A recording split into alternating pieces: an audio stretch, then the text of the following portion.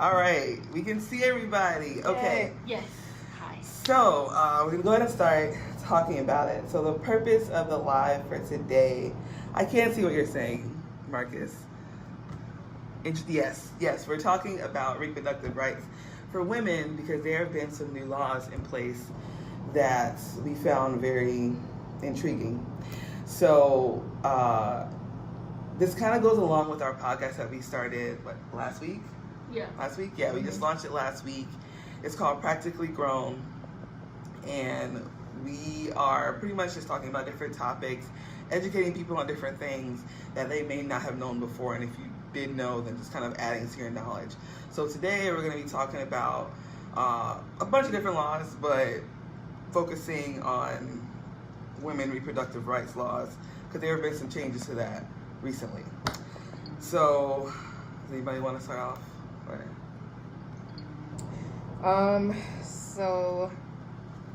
We should probably introduce ourselves, because everyone doesn't know us.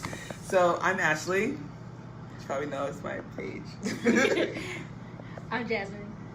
I'm Alicia. And yeah. So one of the bills that recently came to pass was the New York bill. I'm sure a lot of you have already heard about this, but New York State in general tends to be a bit on the liberal side with abortion in terms of how many people go about getting them if they feel that they need an abortion. And when this newer bill came to pass that they were going to extend the amount of time that women had to get an abortion done if they needed one, there was a lot of uproar about it.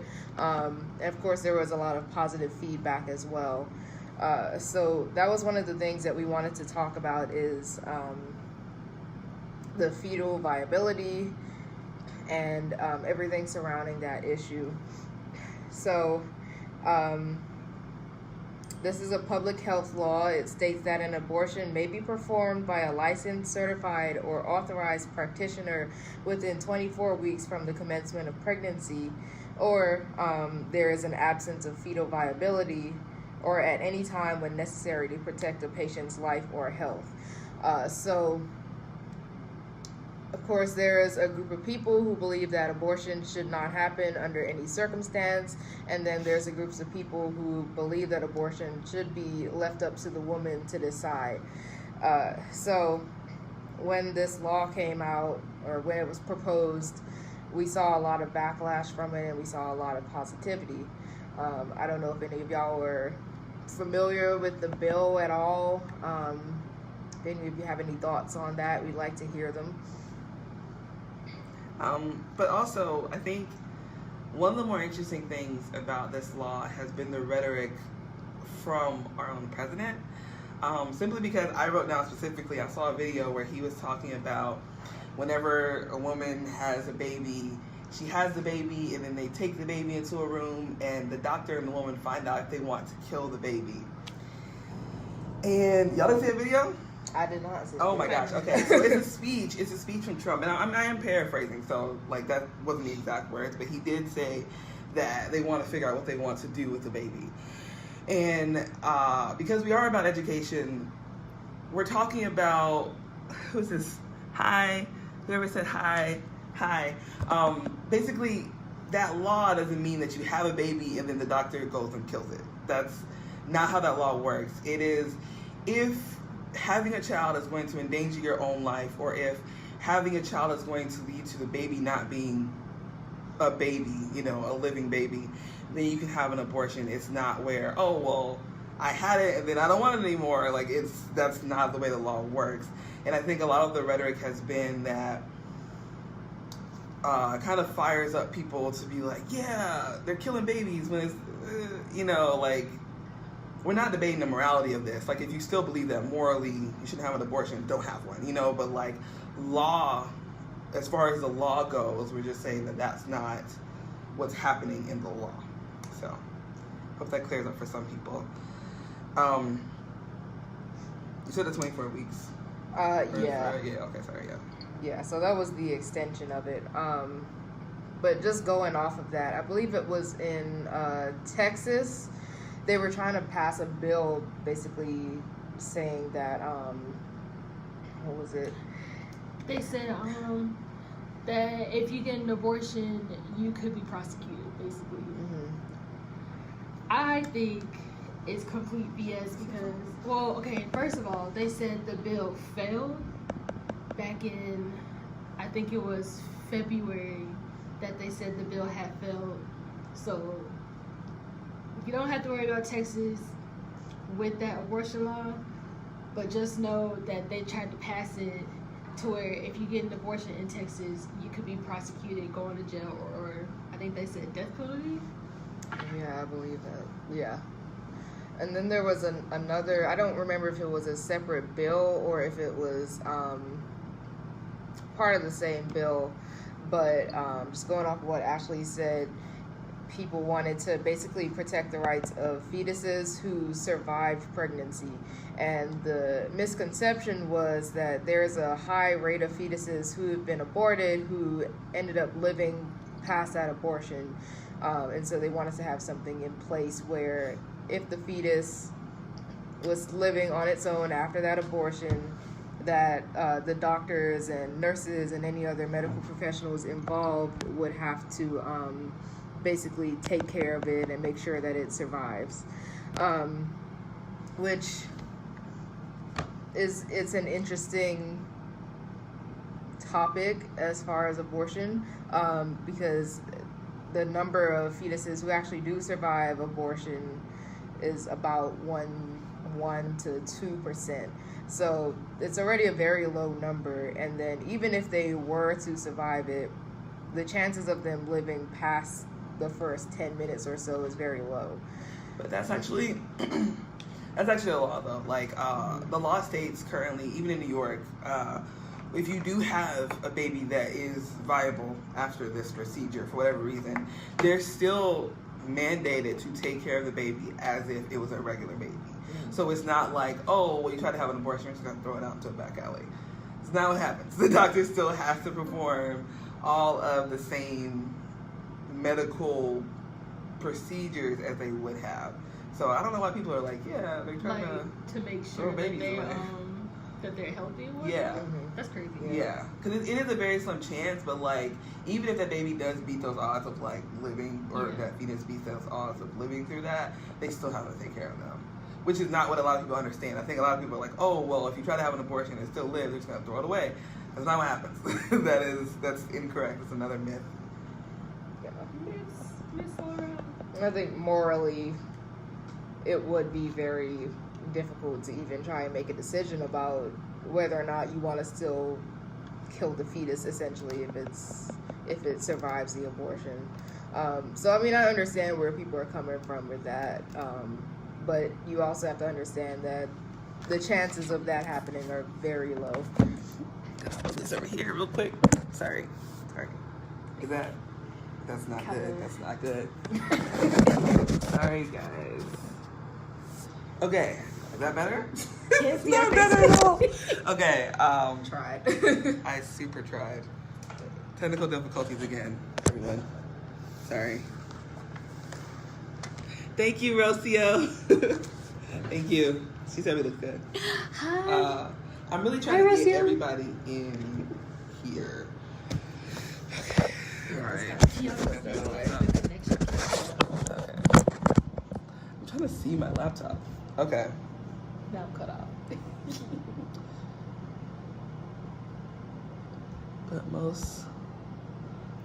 But most of I'm proud of you guys for finally being able to do this. Thank you, Kiana. We know you would be here if not for stuff going on. We love you. I was trying to get to my computer. That's why I was trying to move around, but I'll just have to not see my computer. It's fine. Your mom's on. My mom's on? Mm-hmm. Oh, hey. Okay, so we're talking, for people who just got here, we're talking about the women reproductive rights that are happening right now, the changes that are happening. Okay, so are we good with New York? Yeah. Everyone's good with New York? I don't think I have more Well, yeah, I did have some more stuff. life together. So part of the New York bill where they were extending the limit of time where women have to decide on an abortion was also redefining the penal law for homicide. So they wanted to amend it to read, homicide means conduct which causes the death of a person or an unborn child with which a female has been pregnant for more than 24 weeks under circumstances constituting murder, manslaughter in the first degree, manslaughter in the second degree, or criminally negligent homicide, abortion in the first degree, or self-abortion in the first degree. So essentially they want to remove the part of the law that recognizes a 24 plus week old fetus as a person. And then if you look at I think it was Texas and then Georgia, basically the laws that are coming about now, they're basically doing the opposite, where they're saying regardless of how old a fetus is, it's still considered a person, which they refer to that as fetal personhood. So basically they're going to be protected under the same laws as a person who's already been born would be protected under. But I will say, just a little bit of a tangent, I did find that in this new law of like protecting fetuses after 6 weeks, that it does give them access, government access is not really access, but access to like medical help from that age. So they do get to be able to like, if you can claim a father, you can claim child support, which I didn't know. That was something I didn't know, so I read the law. So you can claim child support for half of the medical expenses, and you can claim some government assistance for the baby. Now, I don't know how much of that will be paid, like, because babies are extremely expensive. So I don't know if it's like a 75% or 50%, I don't know. But you can claim some for the baby. So that's good. It might be like maybe half, depending on your insurance. That's what I would think, but I don't know. Well, this thing though, because they're also trying to. Okay, so another tangent is that Planned Parenthood is trying to be defunded. So like, I don't know. So I'm pretty sure they provide women healthcare too. Mm-hmm. And Planned Parenthood, well, I know they provide women healthcare, they have cheaper options that a lot of people in lower incomes use. So if they're taking, okay, let's go back. So defunding Planned Parenthood just means simply that the people that used to be on Medicaid and Medicare, they will go to Planned Parenthood, get a procedure, and then Planned Parenthood would be paid by the federal government. It does not mean that the federal government just shovels money into Planned Parenthood. That's not what that means. I think a lot of people are like, oh, well, our tax dollars are going. It's more like insurance, you know? Like if you go and you're on some type of government assistance, then the federal government will pay. But it's not. They don't have like in their budget for Planned Parenthood. So what they did, or what they're trying to do as of January, I think is when it entered the House, is that the government is trying to make it so that any place like Planned Parenthood that does abortions, you cannot go there with any kind of government assistance insurance until they either sign something that says we're not going to do abortions anymore, or they stop doing abortions. Like, that's the way the actual law is. It's one of these. I'll get there in a second. It's this one? Yeah, this one? Yeah, HR 369. If you guys want to look that up. But that's the actual law that's in the House. I want to say it's in the House right now. I'm not exactly sure. I know it started moving in January of this year, which was crazy because they didn't even think about this whole banning abortion thing until recently. So this law would have been very interesting. You know, like I feel like it was a plan to do this law and then the anti-abortion law, because otherwise it's like, why are you making laws that prohibit people from using a place that does abortion if abortions are legal? So I don't know, but Planned Parenthood does a lot for the community that this law would really hurt. Yeah, the abortion law started like back in February or towards the end of January with the New York law.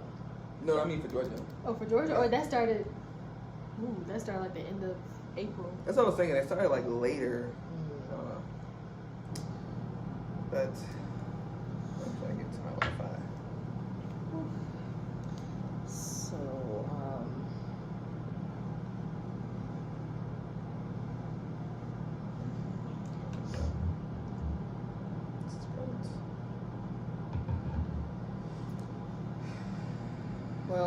do y'all want to talk about the death penalty?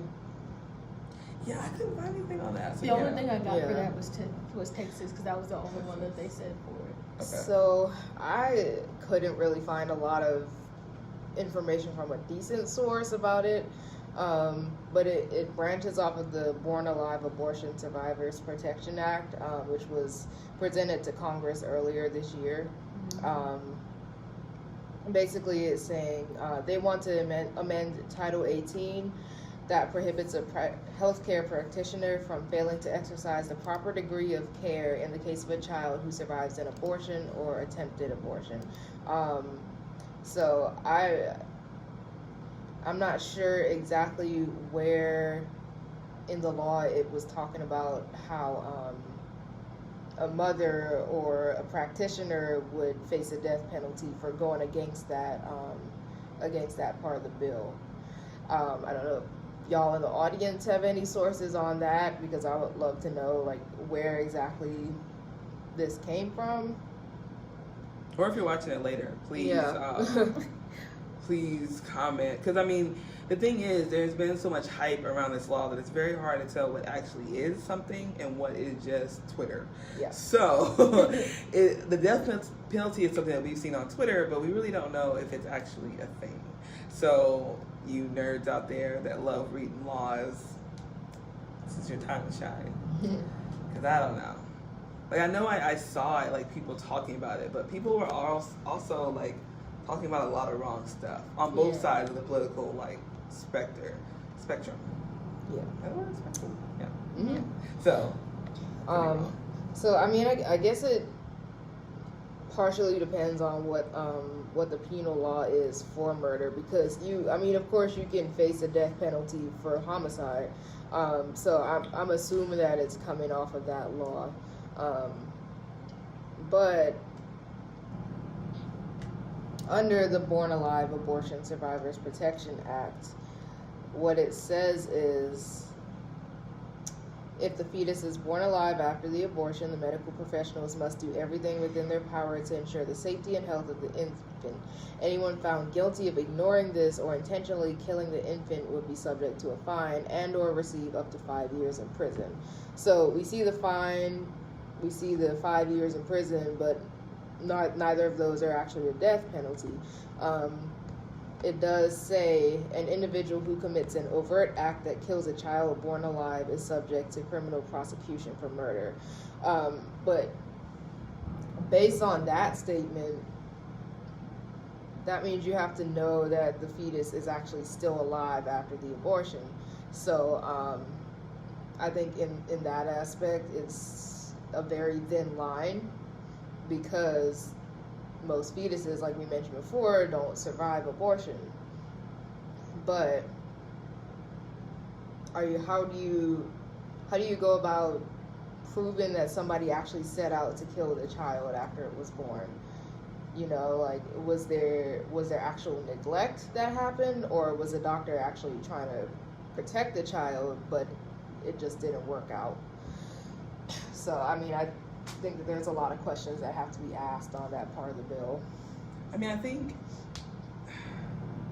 it's kind of frustrating to me, because there have been so many cases of neglect from mothers for years, and there's been no laws, that have gone to protect them. Like, I was reading something the other day where this dad was talking about his wife, like, had a blood clot or something after birth, and she was, like, shaking, and the doctor was like, oh, wait a minute, go to other stuff. Because, in ERs and places like that, they have 1 million patients, and they really don't pay attention to you. I know, okay? They don't pay attention to you. They let you sit there. You could be dying, So, like, and I really think it's because of time. They have, like, people with gunshot wounds and stuff like that. So, whatever reason, they let the woman sit there, and she eventually ended up dying because they didn't catch her symptoms fast enough. So, I think it's a fundamental problem with, like, the way people in the medical profession in that environment are stretched, that it's hard to be like, well, you let this baby die because of neglect versus this is their normal way of handling things. Because they could be like, oh, we're not even going to do anything until after I see this other person who is also hemorrhaging, you know? Like, it could be, it's so many things that they have to take into account. And I mean, it doesn't make it fair. It doesn't mean that they should neglect people, but that is the reality of our medical system right now. They have just way too much on their plates, I think. I mean, I don't know. I'm not with them every day. I don't know why they take so long, but I assume, I would like to think that's why they take so long. So I feel like it's really hard to make that a law if you don't have the proper things in place to be like, this is neglect and this is you, like, killing, you know? And just going off of that, a lot of medical professionals, like you said, are stretched so thin that, you know, there's a limit to what you're requiring, essentially, because there's only so much that you can do at one time. And like, I've read articles about medical professionals who've been scheduled to work like 48 to 72 hour shifts, and even going beyond that, you know, with like maybe 3 hours of sleep a night or whenever they can lay down. So where is the protection for those people, you know? Because yeah, if the fetus is surviving the abortion, then yeah, protect it.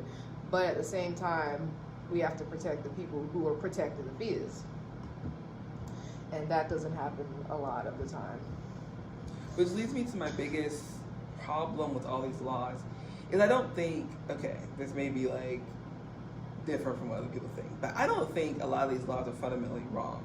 I do think that you should be responsible for yourself and things like that. My issue is that we as a nation do not prepare people for these laws to work. We don't prepare people so that they have the tools to understand, one, how pregnancy truly works. You know, because you go on Twitter, it always creeps me out because I see so many people on Twitter describing symptoms of ovulation, and they're like, this is the time that I want to be reckless. And I'm sitting there with my science brain like, bruh, like, this is not the time when you want to be reckless, you know? But like, Not at all. our educational system doesn't tell you that when you are having these more fun sex, it's because your body is designed to procreate, you know? Like, our healthcare is lacking in the form of, and you know, like health class in school, that was nothing, okay? They just drew penises on all the pages. That's all of health class. So, I mean, I went to a public school for this. So I feel like if our nation were to have better systems for foster care, have better systems for adoption and things like that, have better systems for education, have free or even affordable, like for everybody, birth control and condoms, then these laws will make perfect sense. I wouldn't have any issue at all. Me personally, I get that other people do, but I wouldn't have any issue because you would have set everyone up to be okay with this type of law. But as it stands right now, you know, like, I don't know. Yeah. You're literally like, oh, well, you can't swim. Oh, well, too bad. You know, like, you didn't teach them how to swim. You didn't give them any water wings. You just, well, should not have had sex. Well, they don't. Not everyone understands. And I think especially because a lot of people will have unprotected sex and they won't get pregnant. And they'll be like, oh, I'm fine. And they'll have it again, pregnant. Because you don't, like, yeah, you can calculate your ovulation window because it's on a certain amount of days. But your phone doesn't know exactly when you ovulate. It just doesn't, you know? And there could be, you could be at the early cycle of your ovulation period and then you don't show those symptoms. You don't show anything that says you're ovulating, but you are, you know? Like, whenever there's an egg present right there, you can get pregnant. But I don't think that people know these types of information because in my conversations, they don't know. So that means that the general population doesn't understand that. So I feel like the government is kind of not doing their work and they're expecting everyone to kind of fall in line. They're not. That's why they're just making all these laws excited. They're like, oh, let's do this. Sign away. Yeah. Instead of getting Good old Kim. You're going to say something. Your body language. It's just like, I felt it. well, I was doing some research on the Center for Disease Control website, CDC. So they started surveying legally obtained abortions back in 1969. The most recent statistics that they have are from 2015. But a lot of people argue that women like to wait until the last week of their pregnancy to get abortions. Who does that? Things like that, you know, and late-term abortions do happen, but they don't happen very often, and if they're happening, it's because of a medical reason. So either the mother is at risk of possibly dying or having severe issues following birth, or the child is at risk of having severe health issues. And they're affluent. I would also want to say that if you are having an abortion past your first trimester, you got some money laying around, because your first trimester abortion will be around $300 to $900, depending on how late you waited, stuff like that. If you have to go to an actual facility, if you can get to a Planned Parenthood, stuff like that. When you get to like later than that, thousands and thousands of dollars. This isn't just, oh, I don't want it anymore. Like, no, you got some money to be like, you want this procedure done. Like, it's not everyone that has that type of resources to do. So, it's crazy. Well, what about the women who don't find out that they're pregnant until the last trimester? It's true. That does happen. Because you have like a lot of women who don't find out. It's true. Pretty I mean, much. I hate to say it, but you are screwed, Yeah. you know, because especially with defunding things like Planned Parenthood, you're screwed because you can't afford, like, literally, most people don't even have like $1,000 to put their hands on, you know, like they don't have $5,000, $6,000, $7,000 just in the bank. So you don't have it, you know, and then like if your credit is bad, you're not getting a loan for that. You having a baby, which is also going to cost you thousands of dollars to have the baby. Exactly. So either way, you're screwed. Yeah. But I think after 20 weeks is when you definitely know, like as far as your like feeling. I think that's when they start moving, something like that. I think it was 20 weeks. So that's when they cut off abortions before in Georgia. That was the time period. I think they said it was like 16 weeks for Georgia. Really? Okay. Yeah. Well, I think it's around 20, 22, something like that. You can have a baby and it can be premature, but it's still a baby. So around then, you know you're pregnant. Now, but like 6 weeks, you probably don't know. Yeah. Maybe 10 weeks, you might not know. But like by then, physically, you should know. Yeah, because doctors are always like, oh, come back between 8 to 12 weeks. How am I supposed to come back? Okay, if I want to have an abortion, why you want me to come back at 12 weeks? When he was like, oh, just come back at this time, and we can find a heartbeat. Yeah.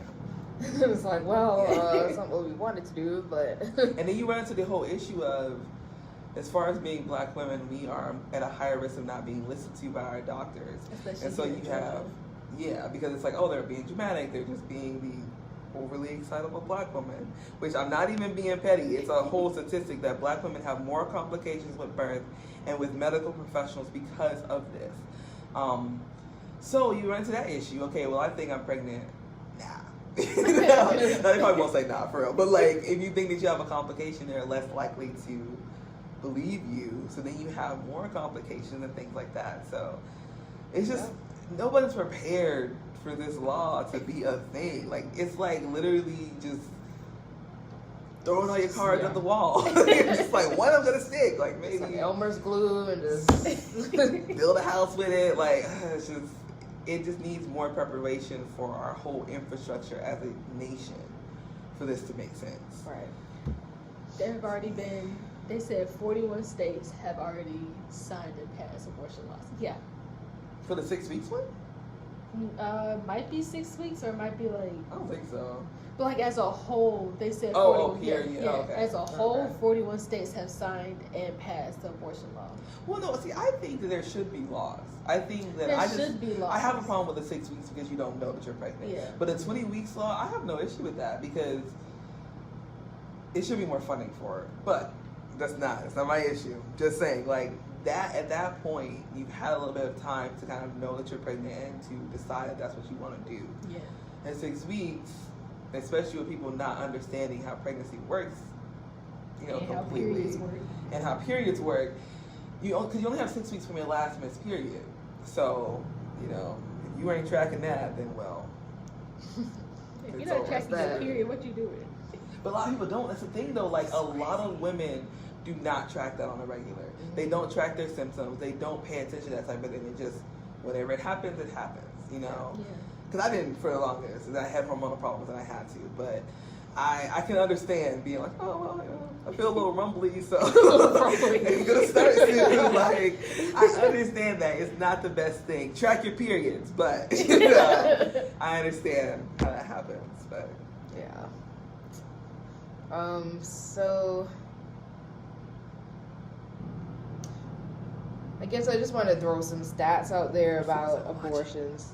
So, back in 2015, 91.1% of abortions were performed at earlier or equal to 13 weeks gestation.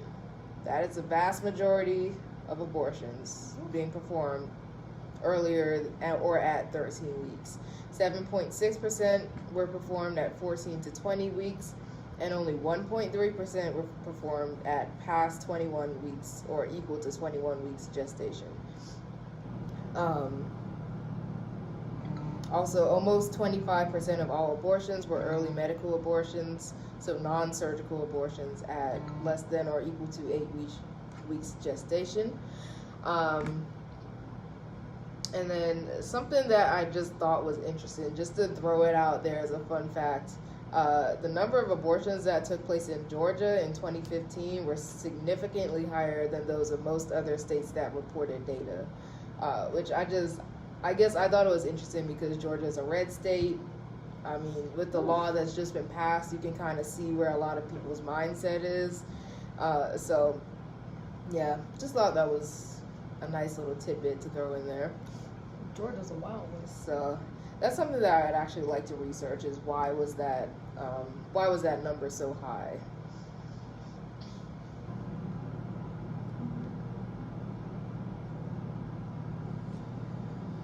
yeah, I was gonna say something I completely forgot. I hope there's sound on this. There better be. Oh, If okay, there's not, we're there's screwed. I mean, nobody said I can't hear you, so I think hey. Lucy said Yeah, she well, could at hear least, us. or Kiana said love you too, so she heard us. She did. Okay, Oh, okay, yeah. she did say love you too. Yeah. Okay. Cool. Because that would have been real awkward. All right, like this We're whole over here thing, and then talking. is there sound? Yeah. Well, that's all I got. I don't have any internet, so I can't get to my notes. Everything's on my phone. But Okay, well, they had a lot for the Planned Parenthood defunding, especially in Ohio. They were like trying to get rid of it altogether. Ohio is doing some interesting stuff. They said, what they say? Planned Parenthood is trying to sue Ohio for the abortion law. I was like, what? That's crazy. That's weird. Or it says Yeah. Planned Parenthood files suit over Ohio abortion law. I just want to take this time when we're looking at this to say we're not okay, or are we? I don't think we're debating the morality of abortions. We're literally just talking about the laws and what they are and what we agree with as far as the law. It does not speak to morally what, you know, is our thoughts about like what is right and wrong, because laws essentially are not built on individual morality, because that would be not a separation of church and state. So basically, don't think we're trying to kill kids. You know, don't think that we're like, this is a moral like stance for anything. It's just how we feel the law should run. We may agree with the laws, we may disagree with the laws, but you know, morally that's not the question right now. Yeah. So I don't want to see nobody in the comments talking about whatever philosophy. That's a conversation for another day. Talking about laws. That's it. Yeah. What I disagree with these laws is that, why are you trying to send these women to jail for having abortion? And why are you trying to have, especially for the Georgia one with the miscarriages, how are you going to Well, know? that had me so Why hot are you going to sit here trying to prosecute somebody for having a miscarriage. Like, oh my gosh. So you had a miscarriage. Would you like to tell me why? For those of you who do not know, as far as the 6-week heartbeat law that's just been signed in Georgia, it's not active yet. It still has to go through some steps before it's active. Before this law, it's essentially saying that if you have a miscarriage and it is thought that you did it intentionally, if you did it intentionally in any way, then you still get penalty as if you killed the baby. Now the issue with this is at 6 weeks. How you gonna know?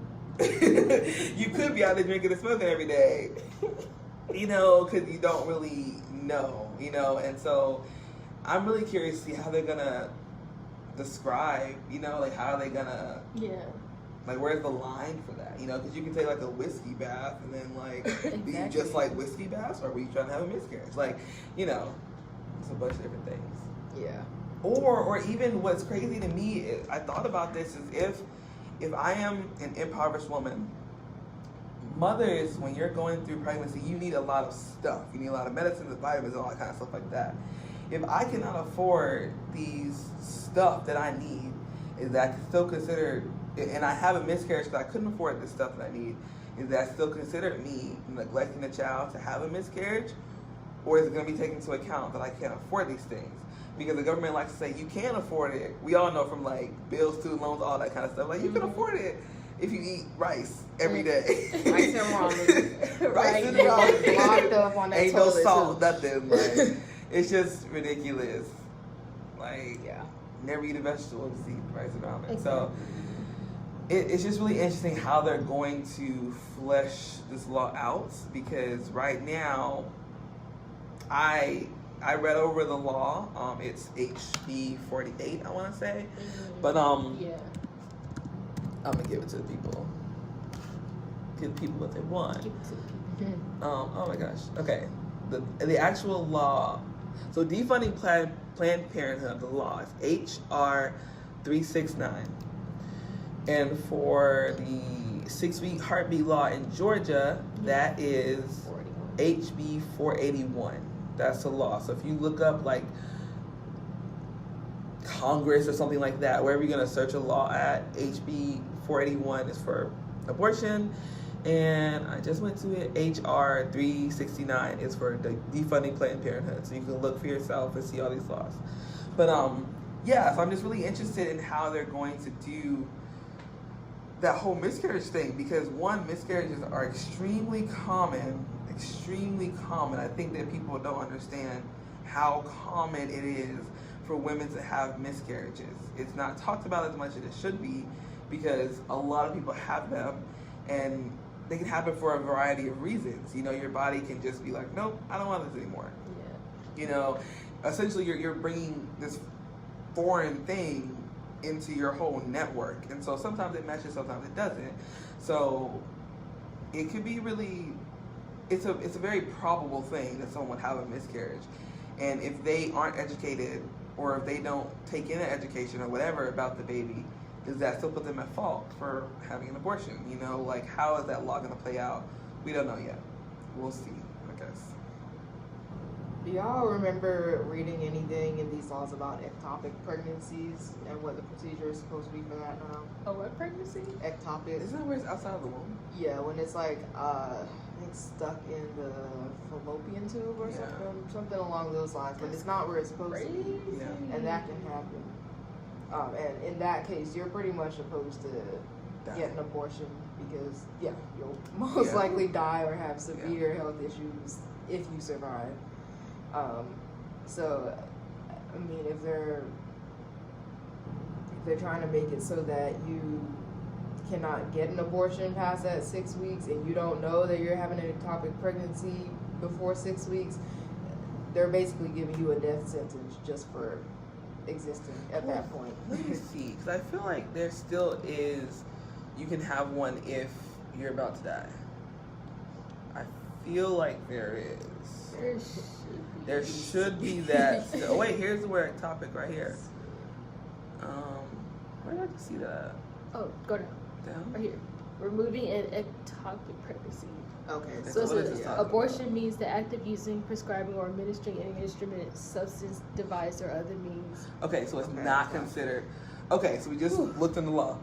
Right, everybody breathe a sigh of relief. Okay, so in the law, it is not considered an abortion if you're removing a dead or unborn child because of some natural causes, basically, or if you have an ectopic pregnancy and you need to live, basically, so that you can still have an abortion and you won't be penalized at all. So that's good. That's really good. And it has a thing like New York. If any condition that an abortion is necessary in order to prevent the death of the mother or the substantial and irreversible physical impairment of the pregnant woman, you can still have an abortion. So that's good. That's good. And see, like, Twitter doesn't tell you that. Twitter's like, yeah, we'll just let you die. And it's like, no. Like, I agree that the laws have a lot of flaws, but they aren't trying to kill you. Not like that, like they might try to kill you other ways, but not that way. So you really have to do your research on what is actually the law and what is just people trying to hype up on each side of the argument, because you can be pro-choice all day and still have very wrong arguments. So you gotta look it up. Yeah, honestly, whenever I see something on Twitter, I just go look it up right away before I like it, retweet it, share it with the group. Like, I'm gonna look it up, find a reliable source, and then go off of that, because you can say whatever you want on the internet and somebody's gonna believe it, no matter how outrageous it is. So you have to use your own judgment, number one, and you need to do your own research. Yeah. Otherwise, you're gonna be out here looking real stupid. Yeah. Are we good? Yeah. Yeah. Okay, well, if you're watching this later, leave comments or questions or whatever for us. We're going to post this on our Practically Grown YouTube and on our Practically Grown Facebook and wherever else. I don't know yet, but we're going to post it everywhere that Practically Grown has. So you'll be able to leave your comments and concerns, all that kind of stuff. So if you want to get in the conversation, we're going to be commenting back eventually within a day of your comment. So yeah, just be a part of the conversation if you couldn't make the live today. And thank you everybody who watched. I think they're gone now, but thank you for watching. We saw you. We appreciate We appreciate it so much. Follow us everywhere. Yes, Practically Grown, our podcast. A show every 2 weeks. Our first show is already out. It's about stress and how it affects the body. And we have a fun episode about, is a hot dog a sandwich? It's not a sandwich, guys. It is a sandwich. It's not a sandwich. It's not a sandwich. Tune in to find out.